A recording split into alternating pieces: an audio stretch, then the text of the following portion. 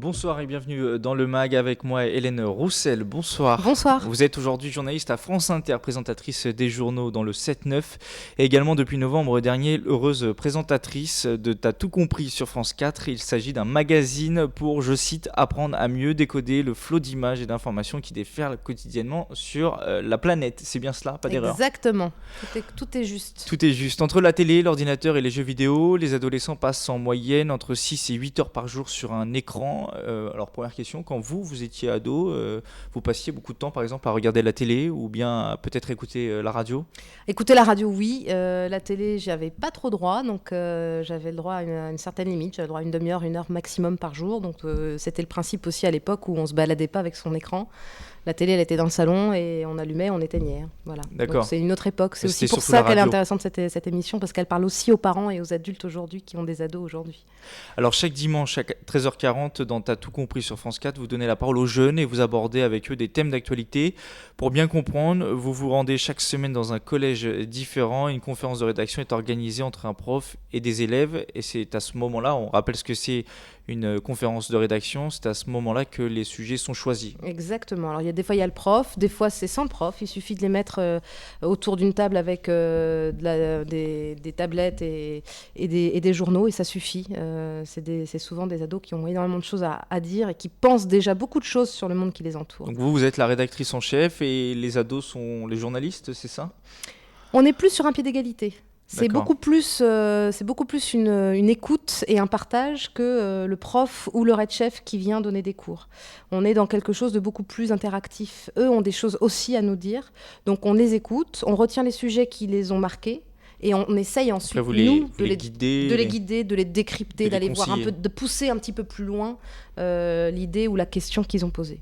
L'émission ensuite s'articule autour de plusieurs thématiques, les mots de l'info, la fabrique de l'image, range ta une, tuto pub ou encore pris dans la toile. En quelques mots, pourquoi ces thématiques? Parce que ça couvre un large champ, l'image, l'info, la pub, internet. C'est les images, c'est les écrans, c'est tous les écrans qui vont les entourer. On imagine l'ado sur son smartphone, il regarde une vidéo YouTube, et ben, il aura vu une pub sans forcément l'avoir analysée comme telle. Il aura peut-être vu une vidéo entre-temps tournée comme étant quelque chose d'informatif, or c'est peut-être uniquement de la com.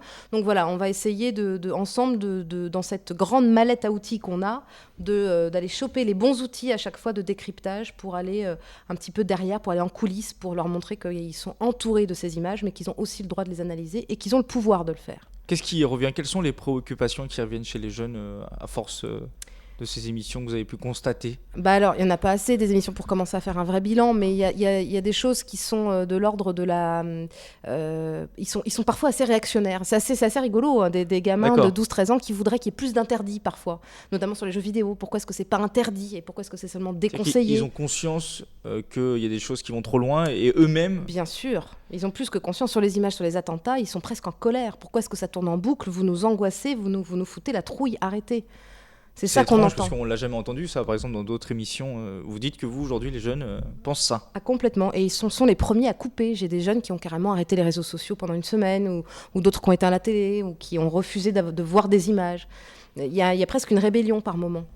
Vous donnez aussi la parole à des journalistes pour qu'ils expliquent leurs choix. Vous offrez aussi la possibilité à ces jeunes collégiens de poser leurs questions à des professionnels des médias. Cet échange, il est plus que nécessaire aujourd'hui. Pour vous, c'était une évidence, j'imagine, de faire cela.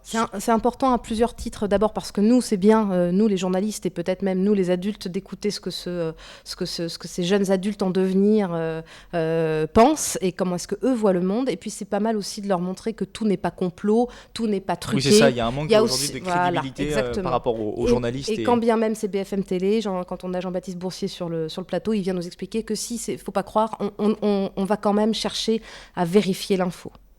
Dans cette émission, qu'est-ce qui change principalement par rapport à France Inter? Là, évidemment, le boulot n'est pas le même, mais qu'est-ce qu'il faut il faut être plus pédagogue pour rendre l'information encore plus accessible ? Ah, complètement, c'est même deux exercices presque opposés, j'ai envie de dire. C'est-à-dire que faire un journal qui est un exercice très très formaté, où à 6h et 7h30, évidemment, je m'adresse à un monde d'adultes qui se lèvent et qui écoutent les informations. Donc là, les mots sont différents, la façon de présenter est différente.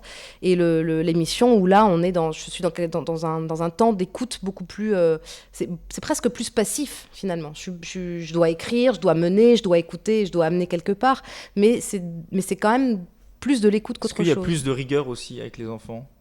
C'est vrai qu'il faut faire très attention. Après, je vous dirais pas que chaque mot, il faut peser chaque mot encore plus, j'imagine, que sur France Inter. Oui, alors après, la rigueur, ça devrait être la qualité numéro 1 de tous les journalistes. Donc j'espère l'avoir aussi le matin, même si parfois je suis fatiguée et qu'on dit des bêtises. Mais normalement, c'est quelque chose qui doit être une constante.